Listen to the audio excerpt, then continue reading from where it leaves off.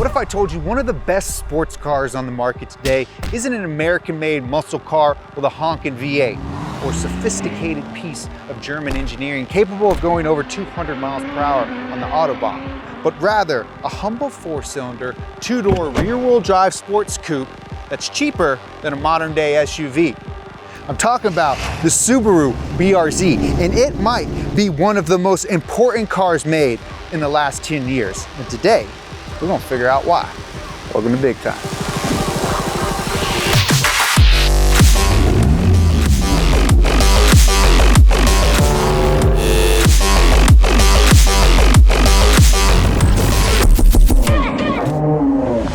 To tell the story of how Subaru and Toyota partnered to build a cheap, lightweight, two-door rear-wheel drive sports car, you could go down to a dealership and ask one of the salesmen to take one for a test drive, and then just steal the car for the day. But unfortunately, I've already used that car today. That's how I got this Lotus. The salesman was very trusting. Nice. But I think it would be more fun to find one that's been tinkered with. A car that's a product of a very demented car freak. One that's got 700 horsepower, a bunch of carbon bits, you know, HRE wheels, big brakes. It rides like crap, but every 16-year-old in San Bernardino County loves it. Well, lucky for me, I found one. A hot boy tuner lover's moist dream. A car that potentially is bigger than Big Time itself. A Subaru BRZ.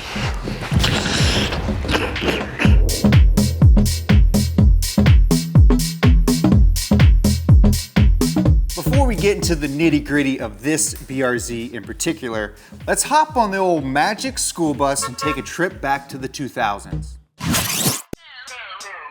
The market was flooded with heavy, powerful sports cars. Talking your Corvettes and your Camaros and your Mustangs and your Vipers and your Challengers. But the true sports car king, in my opinion, Zoom, zoom. Zoom, zoom, zoom. the Miata, was really the only affordable, lightweight, rear-wheel drive whip that you could grab on the new car market. Toyota had been out of the rear-wheel drive sports car game for a minute. Their legendary Supra was shelved in 2002, and their desire to put out a performance car wasn't there. It was a company that had become synonymous with reliable, practical cars like the Camry and the Corolla. I like to refer to this time period as the Prius years. Did they have some fun front-wheel drive cars? Yes, of course. But let's be honest, it's not gonna blow your off.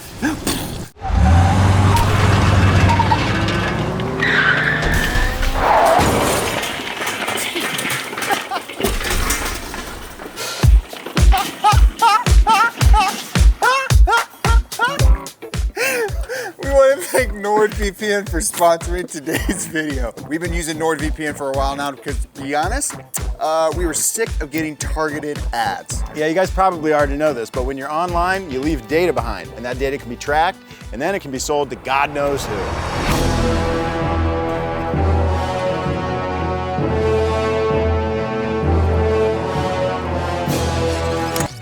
And then that data gets used against you and your small monkey brain to get you to buy stuff you don't even need. Ask me how I know. Where's your grabber? There you go. With NordVPN, you can surf the web anonymously, your location stays private, and your data is encrypted, so you and your monkey brain can sleep soundly. Plus, if you're traveling and you want your same exact internet experience as at home, it can virtually transport you to nearly 60 different countries. I was recently overseas and I wasn't able to stream my favorite shows until I booted up NordVPN and went straight into ghost mode. Not only was I able to watch my shows like normal, I slid past Mr. Data Creep undetected. You were overseas? If you want to keep your data safe, go to nordvpn.com/bigtime and you'll get 4 free months on a 2-year plan. Best of all, it's risk-free with Nord's 30-day money-back guarantee. Just go to nordvpn.com/bigtime or click the link in the description below. Thank you for supporting the companies that support Joby, myself, and our rock. If you go to nordvpn.com/bigtime, I won't be able to get any of your data. And I'm normal. I won't do anything weird with it.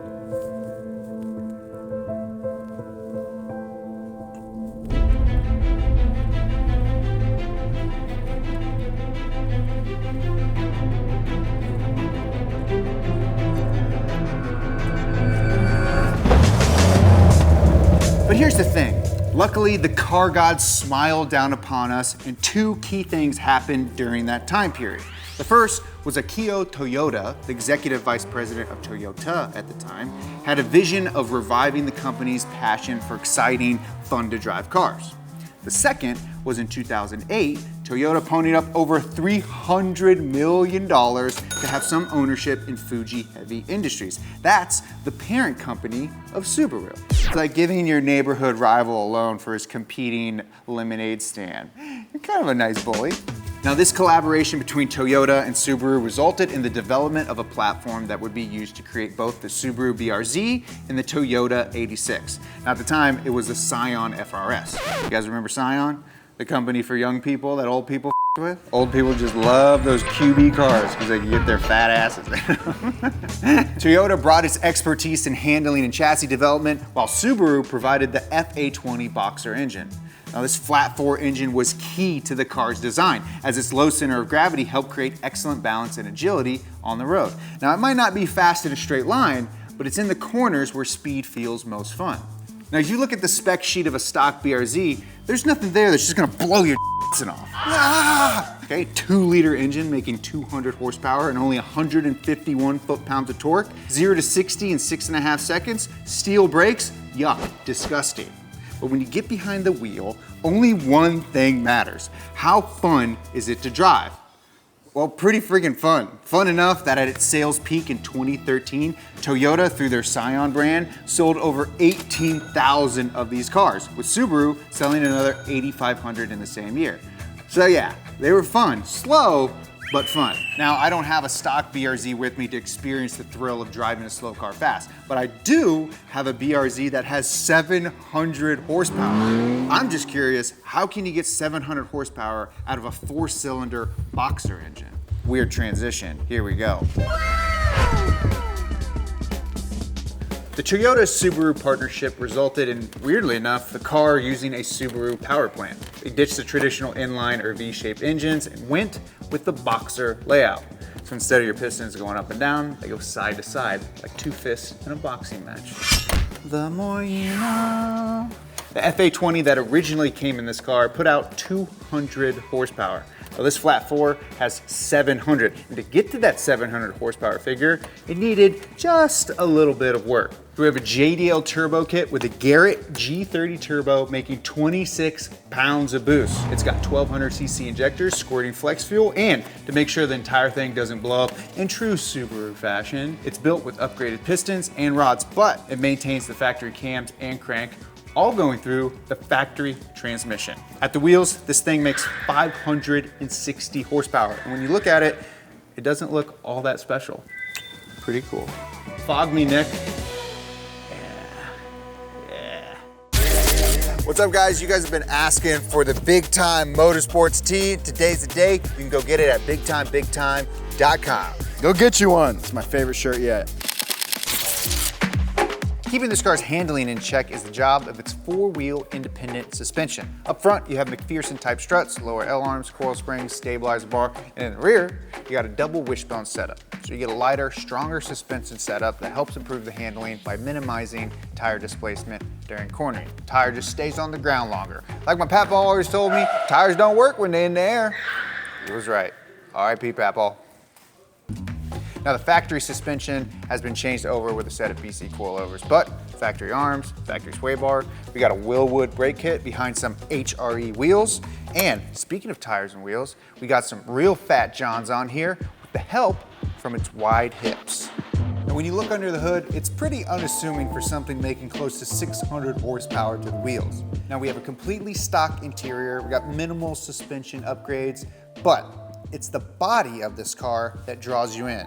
I'm more of a personality guy, but if you want to talk about hot bods, I guess I can do that. For those of you wondering, yes, we started Big Time just so I could take my shirt off more. Joby and I, car guy calendar, coming winter 2024.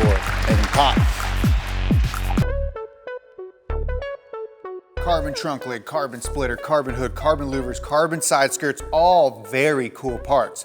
But it's the wide hips that are the most eye-catching. This is a Street Hunter wide body kit. And aside from the obvious visual difference between this and stock, this wide body allows the car to run 335 30R18 tires in the rear.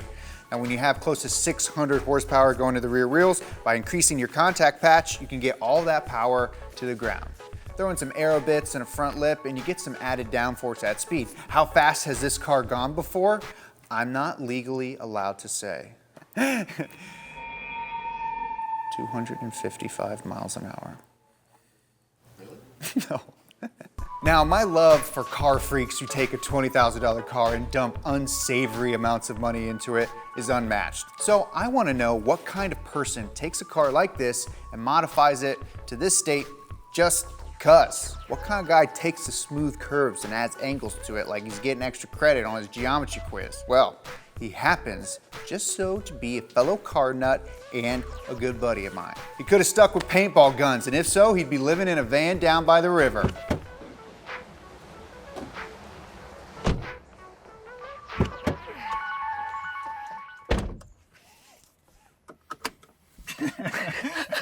What's up, my dude? Wanna go for a ride? Let's go for a ride.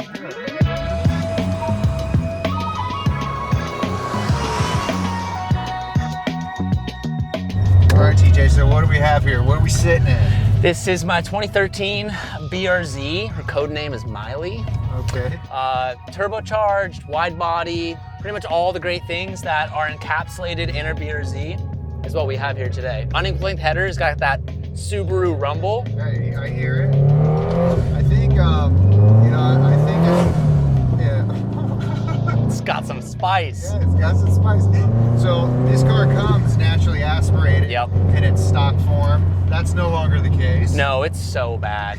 It's like, I appreciate Subaru for like making like a cheap engine setup. Yeah. And its nature of like the AE86 like lives throughout that. But yeah, every time I drive this car, I'm like, all right, this could be the last drive on the engine. Yeah. Well, I think like I'm always a big fan of telling people driving slow cars fast is way more fun than driving a fast car slow. Yes, yes, but I feel like people don't believe that until the day they get a car that's too fast for the street. Right. And you really can't go anywhere with it before they're like, you know what, maybe Jeremiah was right. This car, specifically, this is the one that started your whole channel. For those who don't know, TJ has a little channel that has, I don't know, a couple billion people that watch it. Yeah. On a normal basis. So what made you get this car back, 10 years ago, 12? Yeah. Well, what is it? 11, 10, something like that. Yeah. So my best friend Calvin, he had one. And it was manual. At the time, I didn't have a manual. And at the time, he got it for like a relatively cheap price. I mean, and I was just so obsessed with the fact of how good it looked. And it was new, it was shiny, all those types of things. And I was like, I think I'm gonna get one too. And he was my best friend, so I just thought it'd be cool if we both had the same car. Yeah. So I kind of just went and sold my other car, took way too big of a loan out for my age, and I got her. And the rest is history. So how old were you when you got it?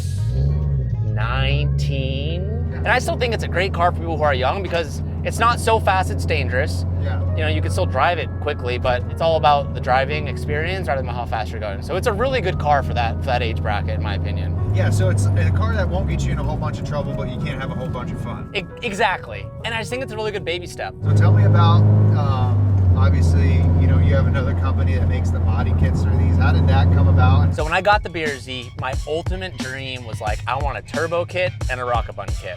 So from a very early on age, I was like very obsessed with wide bodies, rocket bunnies, all that type of stuff. As the years went on, it just like kind of became known that I'm gonna wide body and bag every single car, and that was like the mantra joke of the channel. And just, I'm very blessed to have all these opportunities, and I've met a lot of amazing people, a lot of talented people along the way. And about like 7 years into like my career in doing this, I realized like I kind of met the dream team to make like the perfect A-team to build this company, Street Hunter. So eventually I reached out to everyone. I'm like, yo, let's all get together. I have this idea to create this rather than just running everyone else's wide bodies. Let's create our own, but also fill the gaps on the negatives of ordering stuff from Japan and waiting forever, having inventory never be there. And I was like, I want to fix all that and be done in the US. So we actually started on the A90 Supra. Oh, damn, okay. Yeah. So you've owned this car, obviously over 10 years. How many, I guess, iterations have you had of this? Well, this one in particular? More than I can count. Like multiple different forced induction setups, multiple different engine setups, multiple different body kit setups, different colors, different wheels. A true car guy sickness in the flesh right here. 100%. But this is it. This is done. It's not changing. No more. This is how you're leaving it? Yes. If I blow up this engine, I even told all the guys at the shop, I'm still putting another boxer in it. Not V8, no V8, no JZ. I want this to be the original car that it was to me. Yeah, so you heard it. He's never going to modify this car. It's going to be what it is. Next video, modifying my BRZ. I did. Yeah, we're doing an LS swap. Yeah. I'm sick of them. I might regret saying that, but in this moment, no more. Okay. How long have you been in the YouTube game now? 10 plus years. Do you think there's things about you that not everyone knows? That's my problem, is I feel like I'm a pretty open book. Yeah. Almost to like maybe my own, like, that's my downfall. Yeah. Well, I'm gonna put that to the test. You've seen this before. Yeah, we're gonna put that to the test, aren't we? Strap that around your stomach. Go ahead.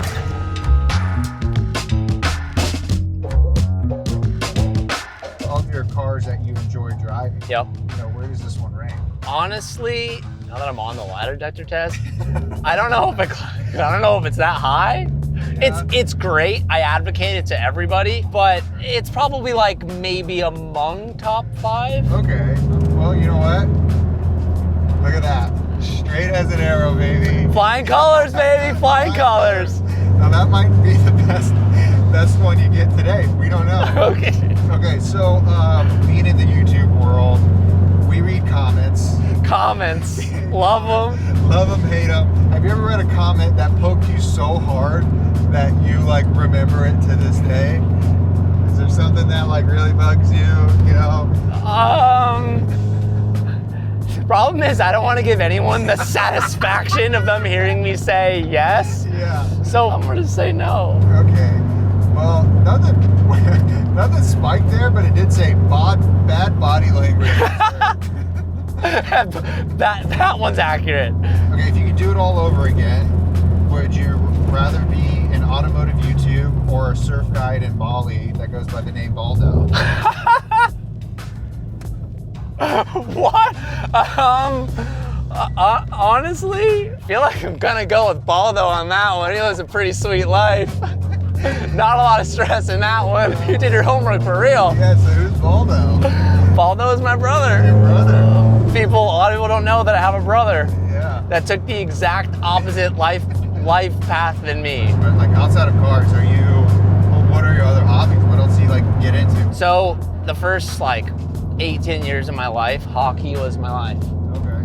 My grandpa played in the NHL. Oh, cool. My whole family is hockey is everything. Like, do you think you could have played in the NHL? Am I on the lie detector on this one? Yeah. Okay, you know what? I think I could have. I think I could have. I may be. Tell people your stats. What are you? Okay. What are you, 5? 5. 6? 6, maybe. I'm Okay, 6. All right. I'm sorry. 6 foot, 160 pounds, dripping wet. I just want to say the lie detector crashed. Let's see what other questions I got here. Okay, I got some like just some softballs. I'm an avid softball player. Yeah, okay. Lob on my way. Are you aware that you have a severe intolerance to lactose, but you just disregard that?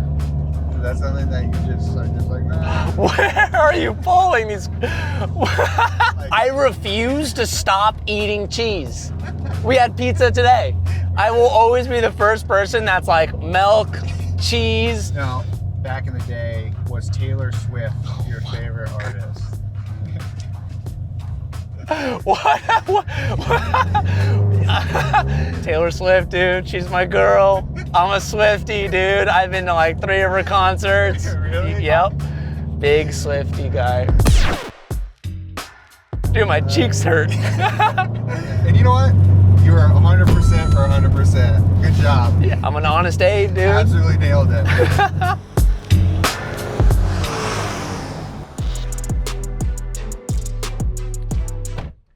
All right, here's what I'll tell you. Uh-huh. Clutch engagement at the bottom. Okay. You're gonna like try to like let the clutch out, and you gotta like be a little rev happy and just let it. you'll see. Okay. You'll see. Okay. Aggressive. Oh, there it goes. Yeah, dude, it's snappy. It's good. Sounds sick. You know what's fun? It's like, it doesn't feel like it's gonna completely blow your off. No. But it's fun. But you can tell it's fun. Yeah, so that was the thing. Like when we had it at like super high boost, it's going to kill you. And like you're just not going anywhere. So it's like enough power where it meets the ground, makes it go fast, and will beat any other BRZ on the road. Yeah, its current power weight ratio too is like that to a like 911, 991 Turbo S. Oh, which is kind of a cool fact. That's pretty cool. Doesn't mean it's as fast, but the power weight ratio is very similar, which is sick. Now, have you drifted one of these before? No. No? Never? No, never. Are they pretty big in the drift scene? Yes, they're super big in the drift scene, but if you want to get like analytical about it, when you get to like a pro level car, these cars actually suffer side-by based off of the suspension geometry. So some people like them for drifting, some people absolutely hate them. I feel like it'd be a definitely a good like first drift car potentially. You can get them. I don't know. 100%. Yeah. Brakes feel good. Brakes are good. You know the thing is like most of the time when you hop in a what I would call hot boy car like this, Yeah, it's hot boy. you're gonna hear some creaks and some some weird sounds. And Yeah. none of that. This one's fairly good. I don't. Like, I mean, I haven't heard there's like, anything. yeah, no, there's like a couple little noises that I'll hear. That's Uh-huh. just because I know the car very well. But no, I mean, dude, this one, like I'm proud to say, front to back, it just works. Yeah. And when you built this, you didn't have an idea of like, hey, I'm gonna turn this into a drag car or a track car. I just wanted to be what I would say a car for the boys. Yeah, it was always just a car just to have fun in and drive and commute. Because it's like, look, if you want to have that car that's super fast in a straight line, or wants to hold a certain title, odds are the BRZ's not the car for that. There are other platforms. There's you other can start off platforms. with, Yeah, you could spend way less money and get the job done. But it's what I could afford at the time. And now I've just gone way overboard with like now the fourth engine, more boost, just because we can. You got stock in, Yeah. Subi engine. Damn. But sounds good. Sounds great, man. I always say this, and I'll say it until I'm blue in the face. I love any car that is just like fun and makes you smile. I mean, I've driven plenty of stock BRZs and 86s. Yeah. And this is the first one that I've driven that has 560 horsepower. Yeah. And I can say like, oh, dude, this would be fun. If this car doesn't overheat, Yeah. It This hasn't is- overheated yet. this would be a fun track car. Yeah.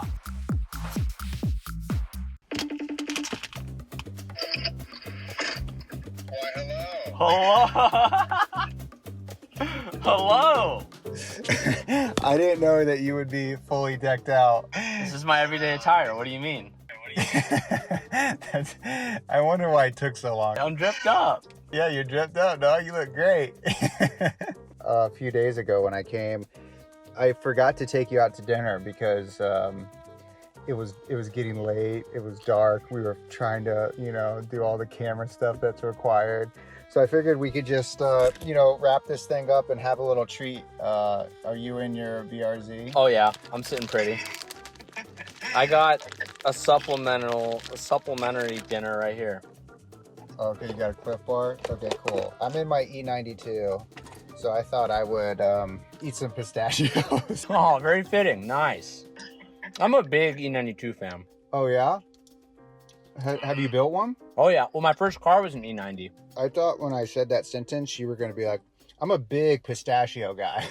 I'm a big pistachio guy too. I'm a fan of many things. Well, I just want to say thank you for letting me drive your BRZ. I think it's such an important car in the YouTube history world of what we deal with. And thanks for letting me be a part of that history. A little small sliver of it, but nonetheless. Oh, I appreciate you guys coming out. Thank you guys so much for watching, subscribing, all that fun stuff. Check TJ out. He's got a little channel that, what do you want to plug right now? I don't want to plug anything. What I want to plug, here's what I want to plug. I want to plug Jeremiah and Zach for starting BigTime and doing their own shit and paving their own path. Because I think they're doing an excellent job, which is why when they reached out to this video, I was like, 100% I'm in. Thank you, man. I appreciate that. All love, too. I can't wait to work more with you. So thank you guys so much. Follow us here at BigTime on Instagram at, I think it's BigTime, BigTime, BigTime, BigTime. We're working towards just getting one, but follow us also, Jeremiah Burton, Zach Joe, TJ. We'll put all this stuff up here. Thank you guys so much. Bye. Bye, guys.